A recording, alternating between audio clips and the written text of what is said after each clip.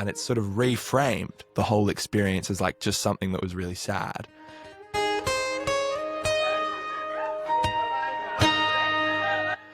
To something that was sad, but I now have the ability to share with others. I played it and got absolutely grilled for it. Holy shit. In hindsight, he was so right. I think it makes a song feel a lot more real when the artist can change it and adapt it for certain audiences. I'm just excited by the idea that there's endless possibilities. That gives me the same feeling. It's just like, that's like excitement and just feel ready to seize the day. I remember it being so special and so much fun. From that moment on, I was just like, oh, I want to play more shows. I don't know, I just think life is quite long. Whereas music is like, it's you know, like I'm not trying to pretend to be someone else or doing something that someone else has written.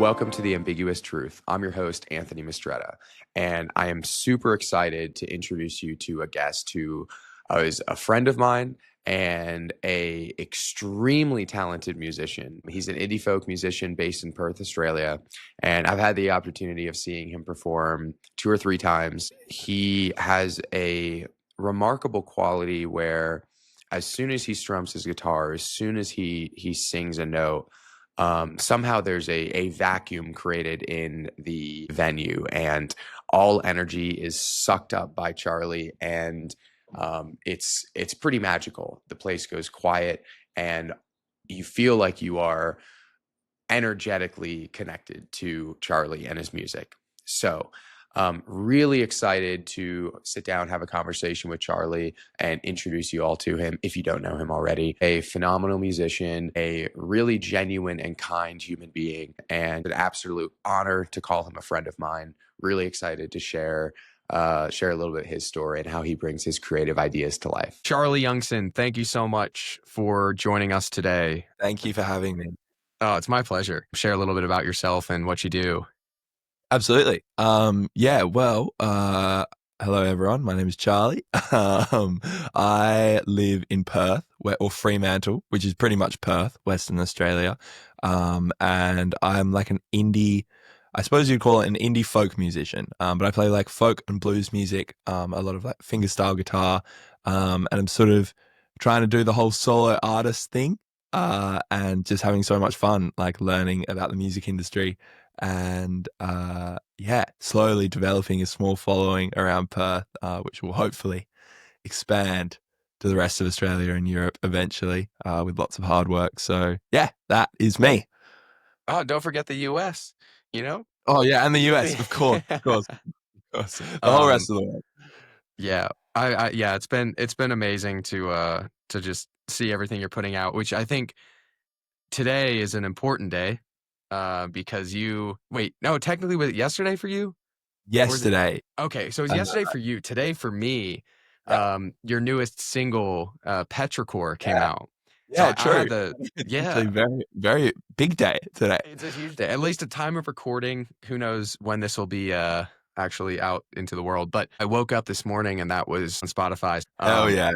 So I listened to it bright and early to start the day, which could not have been more perfect timing for the podcast. Kudos to you. It's beautiful. I feel so fortunate that I got to hear that 6 months ago live. Yeah. It's taken me a long time to record it. I've been playing it for like over a year. But it I reckon if you listen to the song, you'll understand it's a bit going on. Absolutely. And I'll put the link in the show notes too. And it was you said 3 years of writing? Yeah, because it's like for those of you who haven't listened to it yet, it's this sort of big long acoustic guitar instrumental song. And yeah, I just remember like for years and years, you know, when I'd play guitar, I'd come up with all these tiny little parts, but never really do anything with them. They'd all just be these individual little moments, which I had, and so I probably did that for, you know, like 2 years. And then I slowly started to connect them and weave them together and like think about what kind of a story I wanted to tell, and which of these little nuggets of like writing I could choose from to paint this picture of petrichor, which is the word for the smell of the earth after rain, which I just reckon is the most beautiful word ever. And when I heard that, I was like, oh, I think this is where I want to take all of these little parts and bring them together. So yeah, to be honest, it's still changing. Like I'm still making little adjustments. I think the version that I released yesterday is like it's it in its current form, but I'm not at all in the mindset of like, okay, well this is it now. I'm never touching this. Because I think as I become a better player and probably write more interesting little parts, I'll just find ways to sneak them in. So As an artist and a songwriter, and you think about like your music evolving in terms of new music, right? In terms of creating a new song and like incorporating kind of the new concepts into that new song. And I've really can't think of any examples of like a single piece that evolves. And you're kind of describing that piece, Petrichor, as almost being like you as an artist. How did you get that concept? And is that something that you've always known was there, or did it just kind of come? So there's a really big artist who you would probably know, Anthony, but some people in the US might not, called John Butler, who lives here in Fremantle. And he has this incredible song called Ocean, which I think has really inspired a lot of Petrichor, which is, again, like this big acoustic guitar instrumental. And I've seen him play it probably 3 times live. And every time it's just like drastically different. Like, and to the studio recording as well. It's like every time is this completely new song, a new journey that he takes you on. And I think I love that idea, and not that I'm trying to copy Ocean with Petrichor, but I think just for that one song of his, it's very fluid, which I guess is, makes sense with the name. But I think it makes the song feel a lot more real when the artist can change it and adapt it for certain audiences and just have it evolve with them. I think it shows to the audience that they really did write it and they really do know what they're doing. Not that I think I know what I'm doing, but I like that idea. Whenever I see John Butler play like some brand new thing that he's probably just improvising on stage, it's like mind blowing. Yeah. I haven't had the opportunity to see him live yet. Not to go on too far of a tangent, but have you run into him in Frio yet? No, I haven't. Okay. And if I did, I played the same festival as him last year. Um, and like I so wanted to go up and to say something, but I was too scared. I just don't Charlie, know what there'll I'd be a say. time when you play at the same place as him and he sees you and goes up to you. Fingers crossed. That I'm would not be kidding. That will that happen. would be And nuts. you're gonna think back to this day. You're gonna text me and be like, dude, you're never gonna believe what happened. Dude. It's I gonna be will. that. I will. Yeah. If that ever happens, I'll text you for sure. Yeah, that'd be pretty special. Be amazing. And it'll happen. Mm. You kind of joke that you don't know what you're doing, and I think no one does. But one of the things that you do so exceptionally well, and it was so clear the first time I heard you play, was really translating your emotion into song. And not only in terms of like the melodies and the lyrics, but given that I saw you at a live performance, within seconds you captivated the audience and really everyone just understood you as a human being, and that really shone through. So I'm kind of curious, that level of connection to the music has to stem from an emotional connection to the world. And do you feel like moving through life being so deeply connected, while that enables beautiful music to be created, do you ever feel like it's a burden? That is a brilliant question. I think whilst I am probably like quite I suppose you could say a connected person, I think I often feel a lot, just in general, as I think most people do. Like whether I'm happy or sad.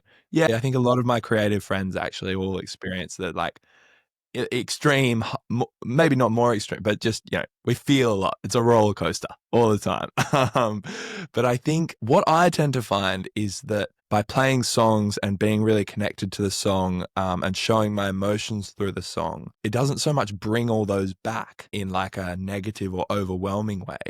But by writing that song and playing that song and you sort of reliving it, but through the music and through something that you love, it kind of ends up reframing whatever, like whether it be happy or sad emotions you've got, and turns them into something that's just become something you enjoy. And it just allows you to process, like, I mean, this is so corny, but like, recently I had a breakup and literally was feeling so bummed, wrote a song about it. And it's one of those songs that just like spills out onto the page. Like you don't even have to try, it just like pours out of you. Um, and now I play that song live. And the first few times I played it, I was like, it really got me. I was like, oh, this is tough. Like I don't love getting through this. But now that I've like played it in front of people and shared it with people, and I like feel comfortable putting that emotion on stage and like showing it through this song, it suddenly has become like an amazing healing process. And I love playing it live. It's like one of my favorite songs of the set because suddenly I can talk about and share this story of this thing that upset me a while ago. But it's this thing, I've taken something that really upset me, and now people love the song. And I can see people's reaction to that song, and they're like, oh, this is great. I love it. I want to hear it more. And it's sort of reframed the whole experience as like just something that was really sad to something that was sad, but I now have the ability to share with others and resonate with others about. And this is just one example, but so many songs have just massively allowed me to, uh, reframe my emotions and process things, I suppose, as opposed to just letting it like overwhelm me whenever I play up on stage. You're moving through it through music, and in playing it, you're getting to reinforce the shift of something sad into something beautiful. Exactly. And it sort of makes the whole experience feel a bit more worth it. Like you're able to be more grateful for that experience because amidst the sorrow and pain, you're able to see something so beautiful come out the other side. Yeah, yeah, for sure. And it's sort of so much of it as well with just like all my music, I think is I'm not often like, oh my God, this song is amazing. I love it so much, blah, blah, blah. But what I really love and when I feel like I'm like doing something right is when I get to play it live and I can see an audience's reaction. And when they like clearly resonate with it, then it's like, oh, okay, this is great. This makes me feel good. And I think I've got like something, a cool song here.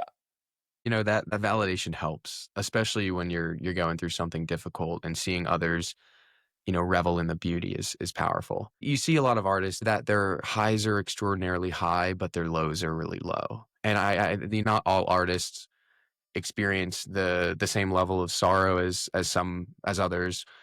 And some people, handle it differently. But I think it's a fair generalization that, to be an artist, you also have this sort of connection with the world on a deeper level, and therefore you're going to feel extremer edges of those sort of emotions. So I'm curious if you have any practices where you feel like you are able to connect more deeply with the world and with others and things around you, or is it something that just happens sort of organically? Yeah, for sure. I think I really have one practice, I suppose, which has helped me anytime that I'm feeling sort of like burnt out or tired or like experiencing those high highs and then low lows. And it's like, I just need to equalize a bit. And that's just going down south or just getting out of the city for me. I think it's really different for everyone. There's this tiny little town about 5 hours south of Perth called Walpole, which maybe you visited when you were over here. Where is it? It doesn't ring a bell. There's a chance I drove through it. It's tiny. What's it Like there's nearby? probably Near-ish to Denmark. It's like maybe 40 Oh, minutes away from okay. Denmark. Okay. Yeah. And so for me, like my family's gone holiday there every year since I was a kid, and it's just Mm. so beautiful. And yeah, even like a couple of months ago, like I recently moved up to Freo, which is amazing, but it was like pretty overwhelming, like, you know, new place. And I was just remember starting to feel like a bit like, oh, okay, this is a lot. And literally 1 week down in Walpole, and it was just like, oh, amazing. My family has a farm down in Bridgetown, which is a different small town, like 3 hours south of Perth. And just going down there has the same effect. It just really like, I think is so important for me to get out into nature and out of the city and find a bit of that quiet. But you don't really realize there's so much noise in the city because you kind of get used to it. But then you go down there and you're like, oh, it's this is what it's supposed to sound like. So yeah, I would say for me, um, getting out and taking time away from the like grind set of like I've always got to be playing shows every single weekend, and during the week I have to be writing and working and doing all this stuff, and it's like it's actually okay to take a break for a week and go down south and like take the guitar, but you know have to play it if you don't want to, and just yeah, that's what I would say is for me the thing that like keeps me uh mentally calm. Yeah. Yeah, and I think I love the recognition that it's okay if you take some time off. It's okay to give yourself that space and just recalibrate. I think I need to hear that, and I'm sure a lot of people need to hear that too. Yeah, that's the thing is I think that's not an exclusive by any means to the music industry. I think the music industry is tricky because you everyone's like on social media because you have to be to do it, and so it's easy to fall into the trap of feeling pretty guilty because you see like all these other musicians who are at a similar level as you, and as soon as you stop, it's like you just see all their posts of all these amazing things that they're doing, and it's so difficult to be like just be like stoked for them and not like beat yourself up about it. Like, oh shit, why am I not doing that? I think it's the same in all like industry though. Like no matter literally what job you're in, it's so hard to break out of the mindset of like I've got to always be hustling because someone is one step behind me at all times, trying to catch up. So it's like, and there's someone right ahead of me that I'm like trying to get to. So I don't know. It's pretty tricky, but I think there is. I've never taken a break and gone down south for a week and regretted it. You get caught up in thinking that you're racing against that other artist, but in reality, you're each running a different race. Like you're not racing against them. Their Absolutely. starting point and finish line Yeah. are completely different. And so it's not fair to compare or even try to track your pace with them when perhaps you're running up a steep mountain and they're running downhill. So it might look like they're running faster and perhaps they are, but it's because you're in different places, you're on different tracks. And that is totally translatable to I think everything and every industry, every profession. Absolutely. Wise words. Yeah, it's a tough lesson to learn, but can be like quite freeing, I think, when you, not that I've really learned it yet, but when I have moments where I'm like, oh, it actually, like looking through Instagram, like it actually doesn't matter. I'm doing my thing, they're doing theirs. It's all good. It's so chill. And it's pretty nice to have those occasional moments. Hey. I feel like I'm right there with you. It's like I haven't learned it yet, but I know I'm learning it. Like I catch myself in these moments like, okay, I shouldn't why am I thinking about racing against them? Why am I thinking about where they are? Like we're on different timelines. We're on different who cares? But it is easy. It's easier, to see someone's highlight reel and think like, is my highlight reel as good? Maybe, maybe not. But you don't see any of the other stuff. Yeah. So only a couple months ago you moved from Bridgeton? Yeah, Bridgetown. Bridgetown, Yeah, sorry. yeah, yeah, Oh, yeah. so you weren't living in Perth. I thought when I met you, you were in Perth. Well, I was living in a uni accommodation, but that's only sort of a temporary, Got it. situation just for during the uni period. Uh, So I guess it sort of was in Perth, but it didn't really feel like my home because it was like this tiny, this one. It was just a bedroom that I was only in for like 9 months, I think. Gotcha. So how now that this is you're in your home right now. Yes, This is I your am. I am. in-home studio. Beautiful, Yeah, beautiful. yeah, I love it. Um, and so now that you're there, you said past tense that your uni accommodation didn't feel like home, but this does. What's changed? How has your perception of Yeah. home really evolved? Well, this is actually super interesting. So, interesting to me. I went, I've been going to boarding school since I was year seven. So that's like age 12. Um, so at boarding school is the exact same thing. It's like you have a room for 3, maybe 6 months, and then you're changing. And so it was that for like 6 years all through high school. And then I took a gap year and like, but I was kind of traveling around and constantly like I was living at home in Bridgetown, but like only really spent about 3 months of the year there. And then last year was in this uni accommodation, which it just felt like boarding school kind of like it was great, but same thing. It's just like this very temporary room. And now that I've moved into this house here in Frio, I think for the first like 3 months, like I loved it, but I didn't feel I think my brain was just like, oh, but this is not going to last. At the end of the year, you'll have to move out. And so I was kind of scared about really making it nice and stuff because I was like, oh, well, I'm just gonna. I think just a little part of my brain was doing that. Just in the last, I reckon, month, I've suddenly been like, oh, I actually, actually, there is no move out date. I'm like here. This is my home, and I can stay here for ages, which just made me reflect on all those past years, and because I've never really thought about it, but I've never like slept in the same room for longer than maybe 6 months at a time, at least since I was like 12. So it's pretty special actually to finally be in a place where it's like, oh, this is my home and I can stay here and make it really nice and make it my own. I think it's been a really comforting little realization from the last like month, which has been great. I'm really excited about it. You're pretty close with your family, right? Yeah. So how now you're in the big bad Perth, the big city. It sounds like you're still able to see family a good bit. Are they still, you know, pretty integral part of your life? For sure. Yeah, yeah, yeah. They are. I mean, mum and dad still live down in Bridgetown, but dad comes up for work a lot, and mum comes up just to visit my sister and I. And yeah, lucky enough to see them heaps, which is so good because yeah, it sucks being being away from them. But again, I feel like I'm pretty used to it now, and from going to boarding school and stuff. So I think it's not all bad. I think it really makes me just super grateful for when I do get to see them. When they do come up to Perth or I go down to Bridgetown, it's just like becomes a real treat, which is great. Who's your biggest fan? Mum for sure, 100% close. Oh, dad and mum, I reckon are equal. Actually, yeah, they're so sweet. Like just endless and endless support, which is just I feel so grateful for because I think, yeah, not all people are as fortunate to have parents who are so like unwaveringly supportive. Is that a word? Unwaveringly. I believe it is.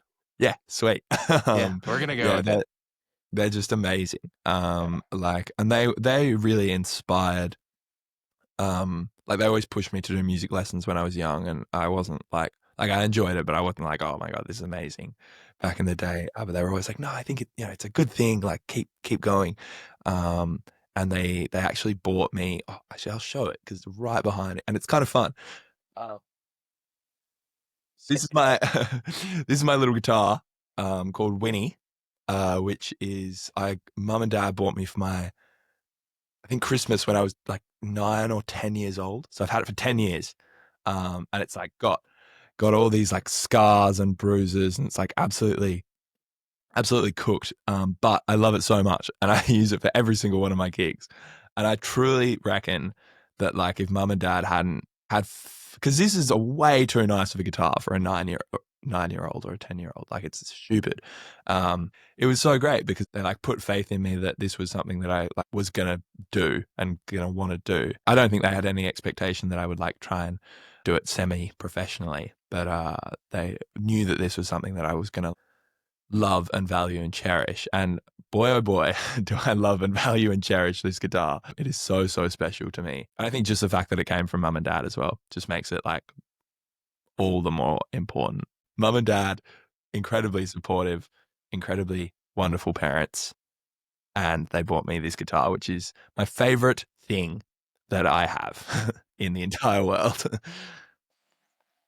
They obviously influenced your getting into music. What was it that encouraged you to make it more than a hobby, but really go after this passion of yours? I reckon I had a few really, really inspiring music teachers at school, which I think makes a massive difference. When you were at boarding school, was that like for music? Was there a concentration in it?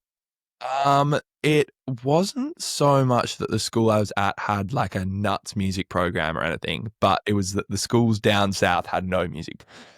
So like if I wanted to go to a school in like Bridgetown or Manjimup, which is a nearby town, there's like very limited music opportunities. Whereas the school I went to like did have like a music program, which was actually it was actually great. It was super fun. It wasn't like very contemporary. So I was playing guitar in like the jazz band, and I played percussion in the like the orchestra, which was so rogue. But but it was still great. It was super fun. But yeah, through high school and primary school, I had two like incredibly inspiring teachers, which I think makes a massive difference. And then I think it was just starting to play live that was really where I caught the bug a little bit. I think, yeah, one time there's this tiny little restaurant in Bridgetown, and this was like the first gig that I ever did, where they do this like night where people pay a ticket and you get like unlimited soup, and then they have people playing songs. And I was like 16 or 15, and they like asked me to come play. I remember it being so special and so much fun. And I think from that moment on, I was just like, oh, I want to play more shows. And it wasn't like I want to make a living or I want to do this like for any sort of financial gain at all, which is still still not really the goal. Um, but it is a goal, but not it's not really the passion behind it. At the end of year 12 and then in my gap year, I was just like, shows, shows, shows. Where can I play? And some of them were so bad, like so terrible. Like in 35-degree heat outside playing for 3 hours.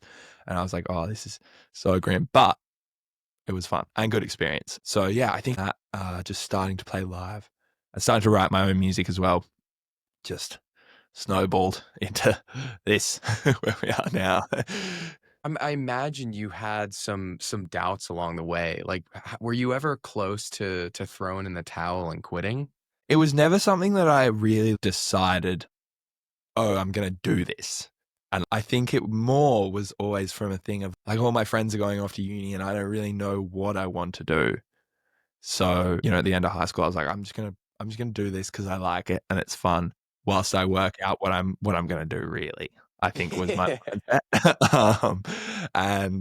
And so there was like if I ever did have any doubts, I was kind of like quite okay with that because I for a while I was like, oh well, this is something that I love and it's fun and I'll always have it, but it's not necessarily what I have to end up doing. Which I think I still kind of feel like now, not to take away from like any passion, like all the passion that I have. But I think there are so many avenues that I can go down inside the music industry that I don't often feel like particularly um oh, that's a lie. I do often have a lot of like doubts and be like, oh shit, like oh, this is pretty hectic.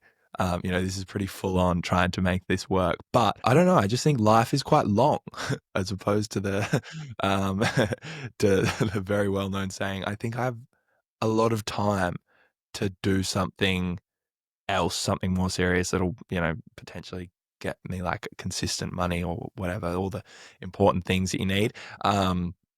And I just think I love what I'm doing. And even if at times it's hard, I think the experience that I'm gaining through, because you're effectively like growing a small business. Um, and I think I feel so lucky to be in a position where I'm this young and have found something that I'm super passionate about, which I can use to either like have an amazing career and live like a super fun life and just be lit, or just use as like an amazing learning experience for like growing a business and networking and doing all those things, marketing. Like it's just great. Every part of the process, whether it be fun or uh, hard or easy or whatever, it's all just like, um, yeah. It doesn't often make me lose my like passion for it because I'm like, this is hard, but it's good that I'm doing this. I mean, you really touched on, frankly, the core of why I wanted to talk to you, because you're someone who identified that passion so early, in the grand scheme of things, so early in life. And, I think, like, I'm frankly still trying to figure that out for myself. And I think so many people are trying to figure out, even through their 50s, 60s, what is the thing that really drives me?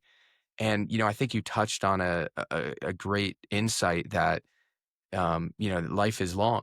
Like, if you see a goal or an objective down the road that you think is going to take you, I don't know, 30, 40 years to get there, and you're just kind of drudging through, and you look back and you're like, shit, I've been doing this for 15 years. Like, man, life is short. That's a very different perspective than, like, wow, I have the opportunity to go headfirst into a passion, into something that I absolutely adore.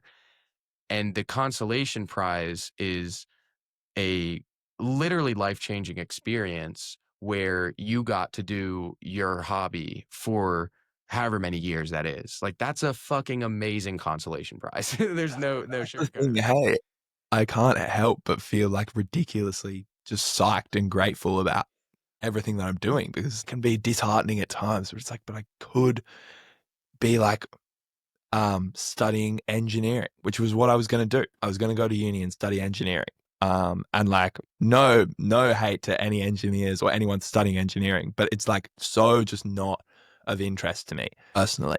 And so like, and it's probably a lot of engineers would be like, damn, I'm so glad I'm studying engineering. I could be sitting at home playing guitar all day. Like, what a fucking waste of time. Do you actually believe But that? Do you I don't actually know. Yeah. Maybe not.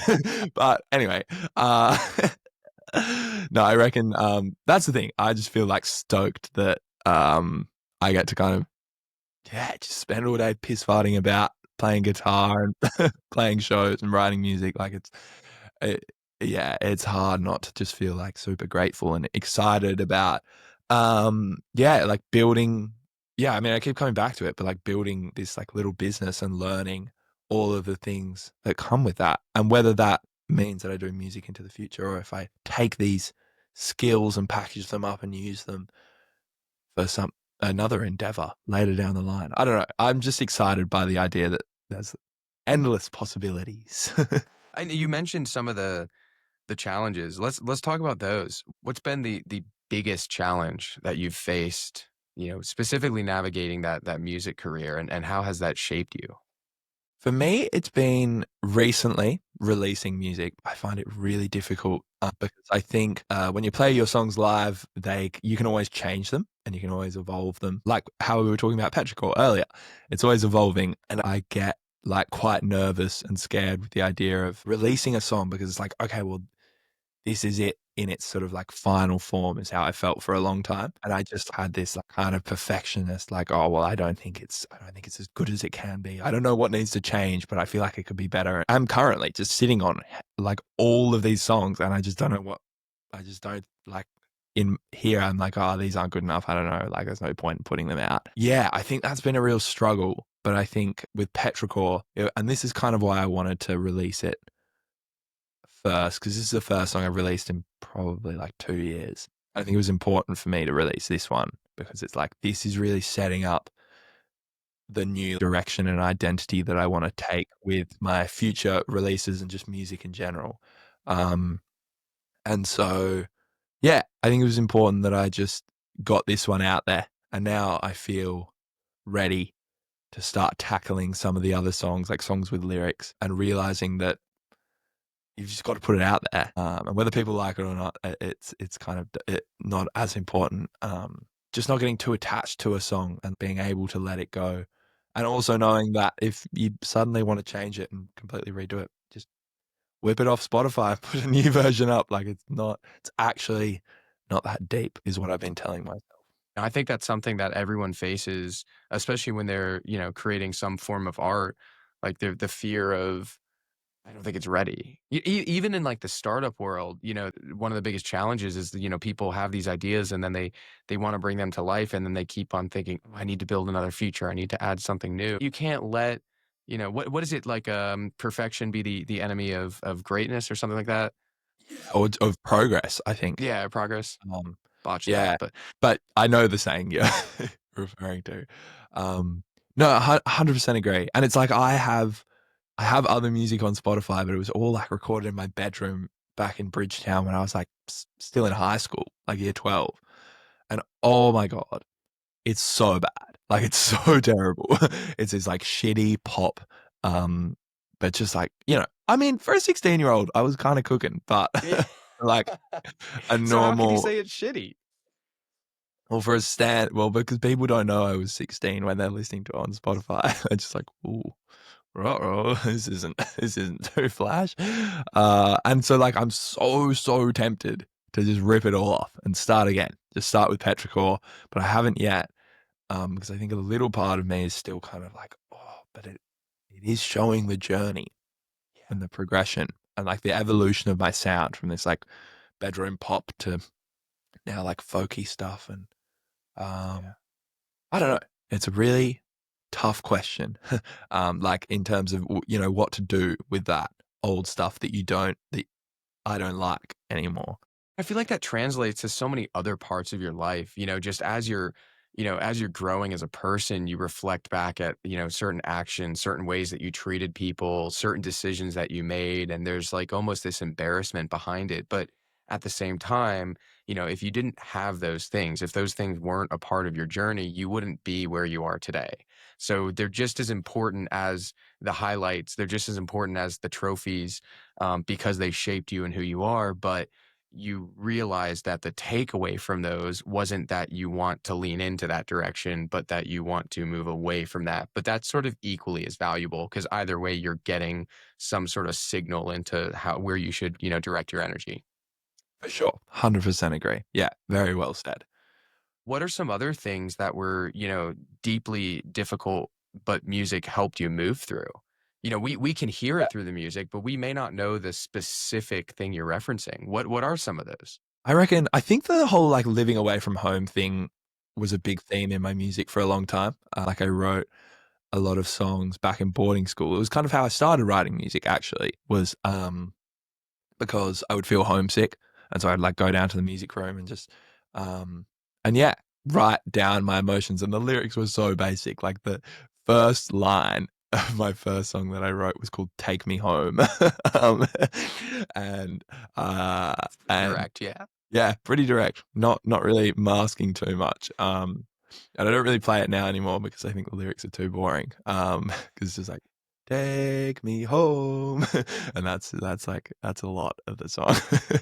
um, but yeah, I think so that was like a big theme for me for a while, and it was just like, yeah, missing home, missing mum and dad. Um, and then I think after that I took a gap year, and which I highly recommend, but it was very easy to during my gap year feel kind of like um a little bit lost as to what I was doing because a lot of my friends just went straight to uni. And so I was kind of, whilst I was just like in Bridgetown working and then going traveling, and I was kind of like, oh, what am I? I don't know what I'm doing. And so that was a bit of a theme for a while. And then whilst I was traveling, I was in like a long distance relationship for like we didn't see each other for like 5.5 months, which I don't regret because I learned a lot.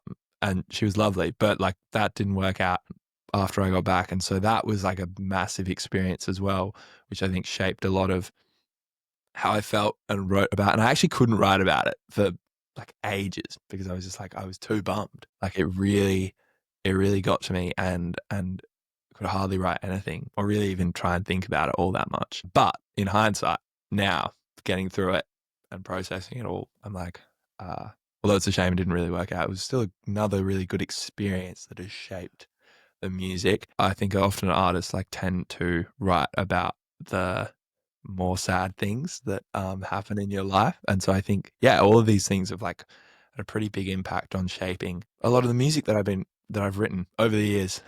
You feel like you write about any of the positive things that happen? 100%. Yeah. Yeah. I feel like just all love songs are like positive. But generally, I definitely have a few songs which are just your basic old, like, how cool is this person type of song. I have a song about Walpole as well, which is just like, I have nothing but great things to say about Walpole. I definitely have a blend of both. I think I'd be too sad if all I played was sad songs. Um, Petrichor, I think, also is another great example of like a song that's just full of joy and excitement and wonder, and like it hasn't got any darkness for me.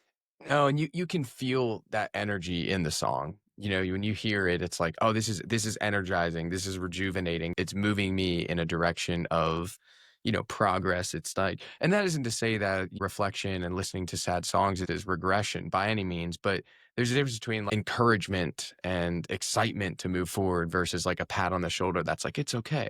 Those are two Yeah. very different things. Sometimes it's okay to like listen to sad music when you're sad and like lean into that, and listen to happy music when you're happy and lean into that. And then sometimes you've got to do the opposite to try and pull yourself out of, I don't know why you'd want to pull yourself out of happiness, but maybe My maybe life's too sometimes good. I can't be like you this just, I forever. need to listen to some sad music. Got to ground myself. um, but yeah, I mean, and like Petrichor especially, like for me, just has that effect when I'm playing it. Like even if I'm just playing at home, like if I'm feeling kind of flat, often I would say, yeah, sad, but especially if I'm just feeling like unenergized, uninspired, just flat, I just get on Winnie and get strumming, and it really just immediately like has this effect of lifting me out of that, which is so good. And I think is probably with a lot of people when they find their like artistic passion or a sport or whatever, it's just like um the same thing. It's like can have such a powerful effect. Yeah, just like bringing you joy and affecting your emotions in such a positive way. Do you feel like you get that same level of emotional connection with other art forms? For me, not so much, I would say, but I think it's just because I think it gets more and more as you practice and as you get better and more excited by it and more into it, like with any art form. And I think, I've invested a lot of time into music, and so that's what does it for me. But I love like taking photos with my camera. And like I'm not very good at it, but it still like gets me excited. And I love like running around at gigs and stuff, trying to take photos of my friends, all that sort of stuff. Mountain biking, a bit of a rogue one, but I just love mountain biking. And that gives me the same feeling. It's just like that's like this excitement and just feel ready to seize the day. That's an interesting one because I mean I'm a huge fan of like adrenaline inducing activities, snowboarding, motorcycles, anything like that that just gets the blood boiling. I'm like, oh, let's go. It gets you amped. But I feel like that's different than music, but it also can sort of serve overarching kind of the same purpose of like just driving you towards a direction of more positivity or being more aligned with your values and kind of what you want to achieve from the world or just experience, maybe not even achieve. Who do you feel has made an influence in not just the nature of work but in the direction of your life more generally? In terms of the nature of my work, it really is like, all those like Australian folk artists like John Butler and Kim Churchill and Steph Strings and Ziggy Alberts and whatnot. They're amazing. And I think like they've inspired me massively from a musical perspective, but also massively from I guess just like general life, like lifestyle perspective. like watching growing up, going to like all the festivals down south, watching them play, watching them engage with the crowd, and then following along on their socials of so many artists who just like do incredible things, release incredible music, and yeah, go on tour and get paid to go to Europe and the US and play shows. Like, what? It's actually a joke. Like, there's no way that's real. Just growing up, especially down south, there are a couple of little festivals. There's a big blues festival every year in Bridgetown, another one in Nannup, just down the road. So growing up, going to all those festivals just had like massive influence on like shaping, being like, oh, this is cool. I love this. And I think seeing those other artists and meeting them, um, yeah, really had a massive influence on how how I wanted to live my life. There's not much of a segue here, but I want to touch on this, which is the nerves before a live show. So pre-show ritual, is there something there? How do you feel before a show? How do you get over the nerves? What is that like? For sure. I think I still definitely get very nervous sometimes, but I think over the years, as I've practiced and become more confident in myself and my own show, that sort of anxious nervousness that I'm sure like most people are familiar with when you're like getting up to do a speech in high school or whatever, and it's like, oh my God, like it's terrible, so unpleasant. That anxious nervousness has shifted to excited nervousness. Um, because I'm still like nervous because there are heaps of people and I've got to play in front of them. Especially playing solo as well. It's sort of like the entire show is all the focus is on you, which is an amazing thing, but also can be like, oh. um, but yeah, I think as I've become more confident in my show and I guess like my product, I suppose you call it. Like I know people tend to enjoy it, which is amazing to me. I love that. And over hundreds of shows and heaps of practice, it's shifted to more like excitement. Just like, let's get out there, let's do it. Um, but yeah, mixed with nervousness. But to answer your question, pre-show ritual, there's not a lot. I just make sure that I'm like warm. The fingers are warm, the voice is warm. And normally like jump up and down a little bit, roll the shoulders, deep breaths, all that sort of stuff. And yeah, that's really it. I just try and be as present as possible and yeah, just get excited to perform. I feel like that's all you really can do. You mentioned growing into confidence, something along those lines. And I heard something where confidence isn't something that you can have with something you've never done before. You can never be confident in something that you've never experienced, but in doing and repeating that thing, you're able to eventually develop that confidence. And it sounds to me like that's kind of your experience with performing, and doing shows. Like you weren't confident to begin with. You had all this anxiety, this anxious nervousness about you. But eventually, as you started to practice more and more, and as you started to do it more and more, then you really started to kind of build that confidence.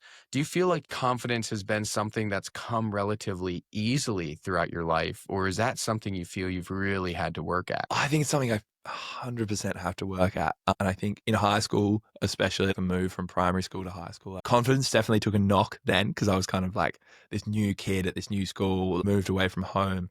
But from like a super young age, back in primary school days, I would do all of the like the pantomimes and the plays in town.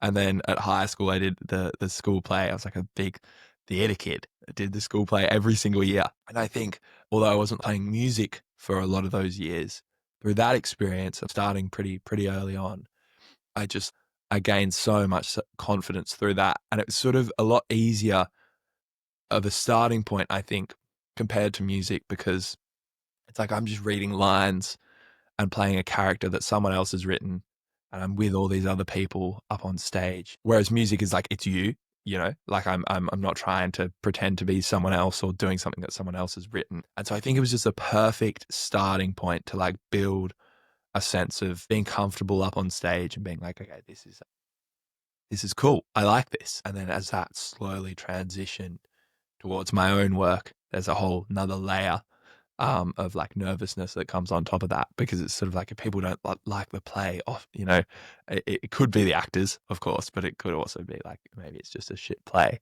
But if people don't like your song and you've written it and performed it, it's like, oh well, you're really the only one at fault.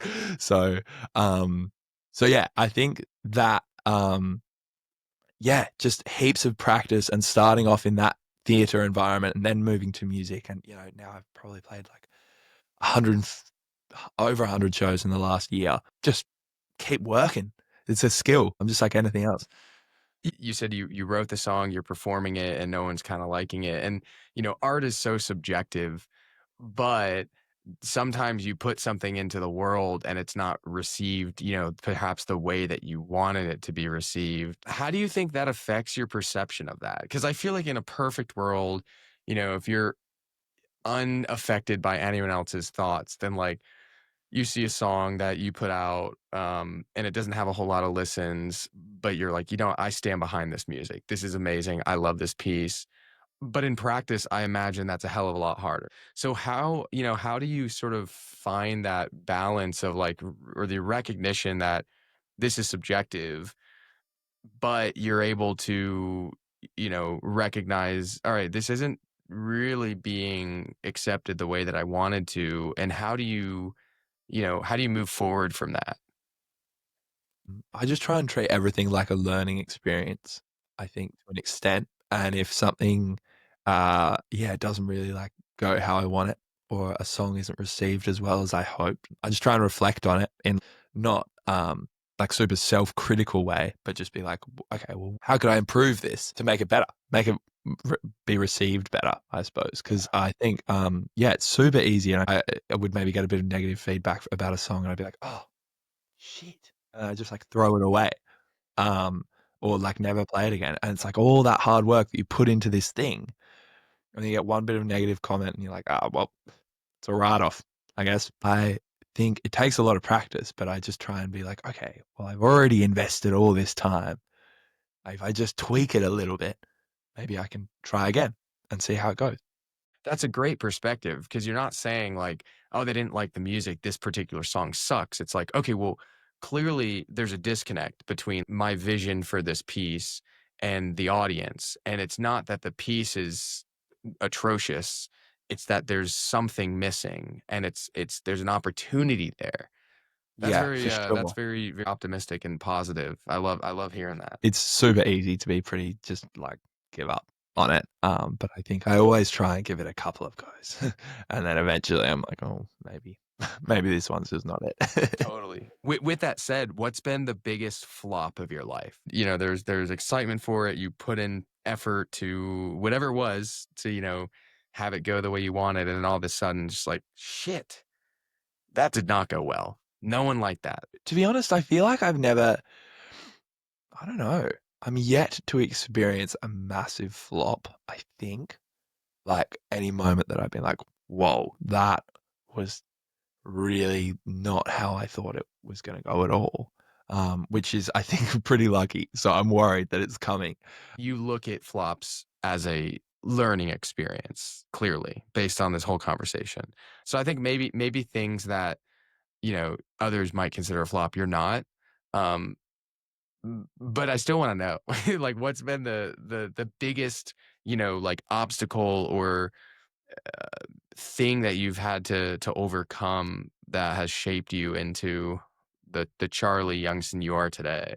Last year, I went to the Performing Arts Academy here in Perth. So we had this class every Monday morning where the sort of like head of our course, and we would sit down and play like one of our songs, because we did this big showcase thing at the end of the year, and it's like you sort of have to present your songs to him, and if he likes them, then well, I mean, generally everyone gets a song, but you sort of like you have to, it has to be good, to get into the show. And I remember with Petrichor, I was like, oh, this, yeah, he's gonna froth this. This is gonna be so good. I'd like, as I say, I spent so long writing it, and like I poured so much energy into it. I thought it was really cool. And I remember playing it for him in front of my entire cohort. as well. Like all these other incredibly talented musicians who I look up to were all there. And I played it and got absolutely grilled for it.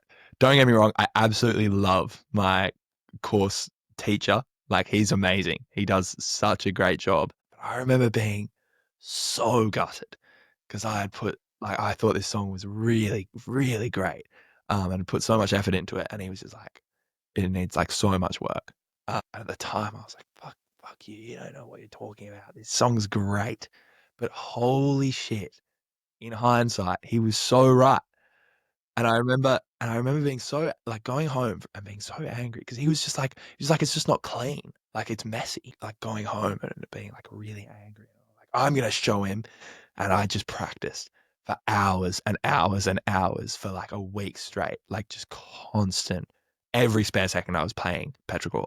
Um, and yeah, like a month later, when the show came up, it was like truly night and day from what it was back in the day.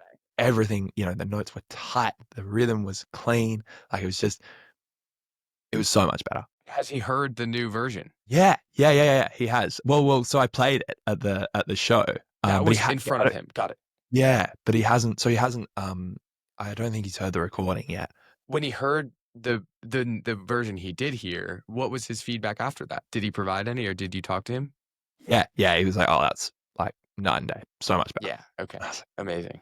Have you seen the movie Miracle? no, I Yeah, don't I'm think not so. surprised. I feel like it's not big in the Australian culture of not really having much ice hockey. But the reason I bring it up is because there's a scene where the coach Herb Brooks goes into the locker room and he just throws a fucking fit. Like he tosses the table, spills the Gatorade everywhere, and there's a guy who's injured, and he basically just talks shit to the injured player and is like, a bruise on the leg's a hell of a lot easier to deal with than a bruise on your heart. And as he's walking out, Herb Brooks, the coach, he turns to his assistant coach and he just goes, "Now I've got him going." And so he did that, just to piss them all off so they'd get on the ice with that anger, with that frustration. And Yeah, it sounds to yeah, me like, that professor obviously had a little more tact, I think. And it's obviously like a completely different environment, telling a single musician. But it sounds like there was a little bit of the tough love and the harsh reality of like, you're so much better than this. You can make it better than this. I know there's more there. And then you kind of went home with that fire. And you're like, all right, I'm going to show him. And then sure enough, that's what he wanted.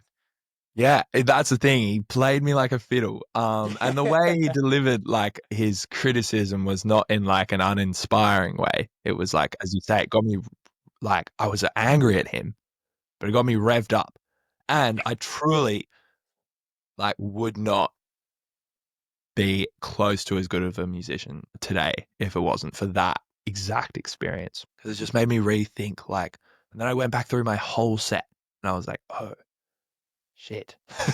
There's a lot of things that can be tweaked and improved. And it's like sometimes that tough love and that revving up is actually exactly what you need to make progress. It's super easy to just fall into like a comfortable state and be like, yeah, this is good enough. And that's how I felt about Petrichor. It was like I knew it wasn't like perfect, but I was like, oh, good enough. People like it. Like it'll be great.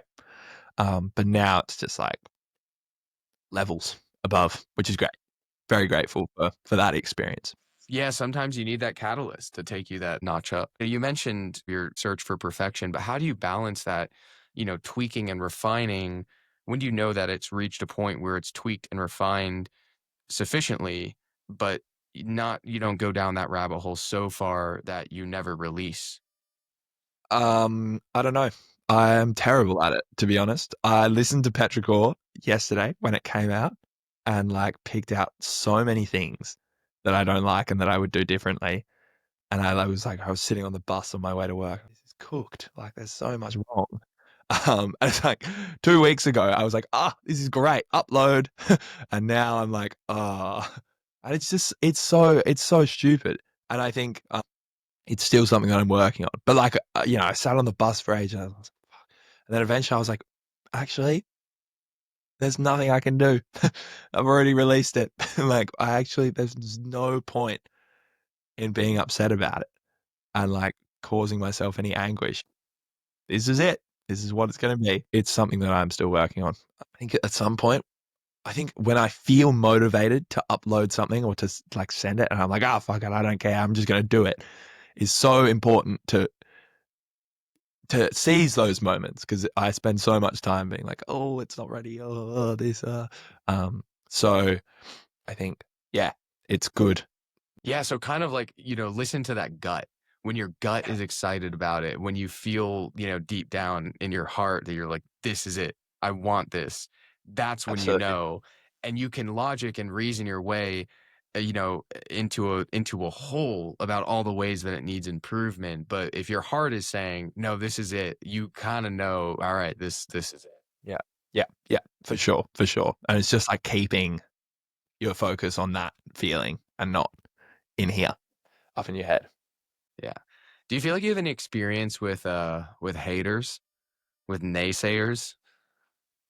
I think I'm incredibly lucky that I've never experienced an actual hater before. I've never Were you ever had any. bullied? Yes, actually, Okay. I suppose. Yeah, yeah. I was thinking in a musical context. I I was haven't asking in a never musical way, experienced but that. then I Yeah. took it in a different way. Yeah, yeah. No, thankfully, I've been lucky enough that, and I'm sure, I feel like as you get bigger, there are always going to be people who want to knock you down. Um, but so far, it's been smooth sailing. But yeah, in high school, definitely in like the early years, I was like this weird kid from Bridgetown who had hair down to like his shoulders. And not that having hair down to your shoulders is weird, Yeah, what are you but trying to say? yours looks really cool, whereas mine was not styled well at all. uh, but yeah, I was just like, yeah, yeah, don't know. Didn't have the littest time in the first couple of years of high school. Not to, throw salt in those wounds, but it just seems like a funny thing to make fun of because now everyone in Australia has like just the shittiest rat-tailed mullet out there. Like Yeah, it well, I is it mean, is look at this. This is absolute filth. But is apparently way cooler. it's like the Aussie way is to just like, how can I make this as ugly as possible and that looks good?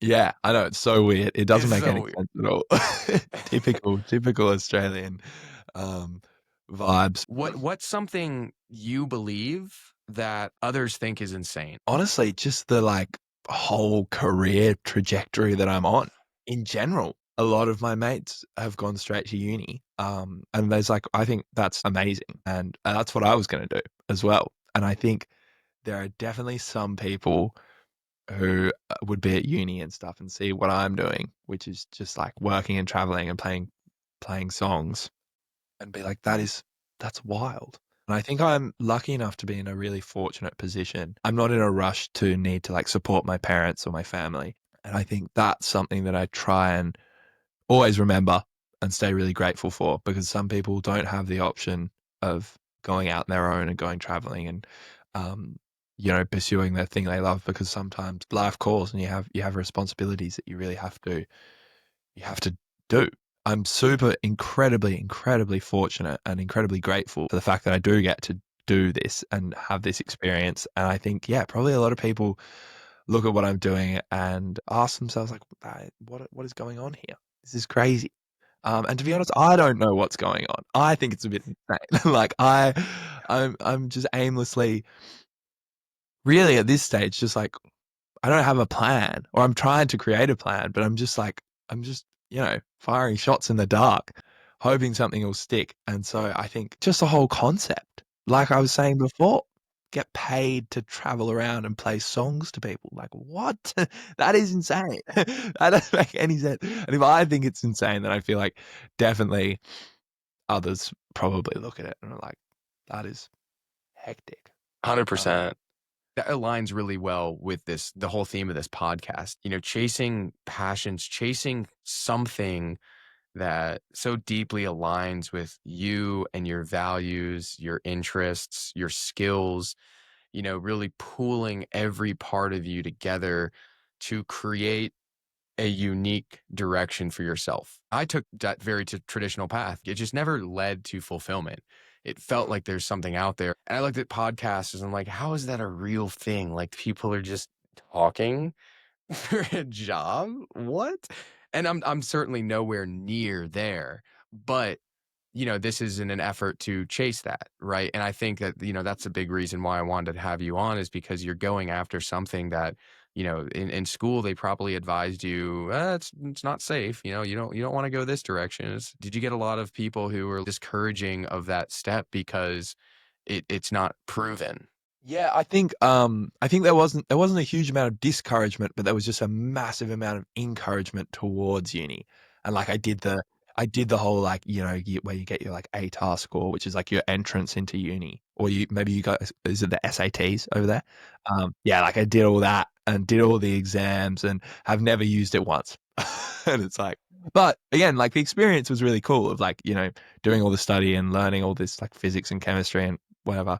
Um, but yeah, there was definitely like a massive culture of like you work to get into uni and then to go to uni and then you work at uni to get a job where you can work. But I love like what you're doing with this. We were talking yesterday about about what the podcast is and what it means to you and how it's like your passion is sharing people's stories behind their passion, which I just think is so inspiring and I absolutely love it. And so I feel so honored to that you asked me at all.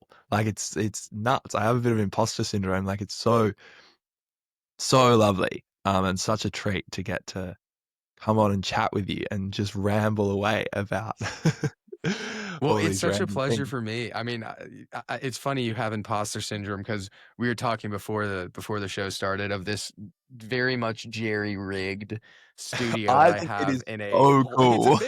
It's literally a closet. It's a big closet. Don't get Awesome. me wrong, Yeah, but it's a closet. super spacious. No, I love it. And It's yeah, a the whole spacious setup closet. is unreal. It's Yeah, so it's cool. it's And the good. fact that we can podcast across continents, like what? Yeah. That's just nuts. So Well, fun. next one we record, hopefully will be in Perth, because I'm itching to get back out there. So Yes, I'll please visit you come in back, come Frio. back, come back, I come will. back. Yeah. I will. Well, oh, dude, it would be so great to have you back and give you a proper tour of the studio. Yes. Yeah, in person pod. How crazy Do you is have that? two But you've got to mics? give me. Yes, I do. Yeah. Okay. Cool. Um, do it in the studio. You've got to give me a bit of time though, so I can have some more like interesting things happen to talk about. I've used Yep. all my interesting anecdotes. Before we leave, where can people find you? Where can people support you and find your music? And Yeah, so Instagram is Charlie Youngson Music. And then Spotify is just Charlie Youngson. But Instagram I feel like is the best spot to yeah, go check out what's been happening, the latest activities. So yeah, I would say that's the way to go. amazing. Thank you so much, Charlie. It's been an absolute pleasure. Thank you for having me, Anthony. It's been such a treat talking.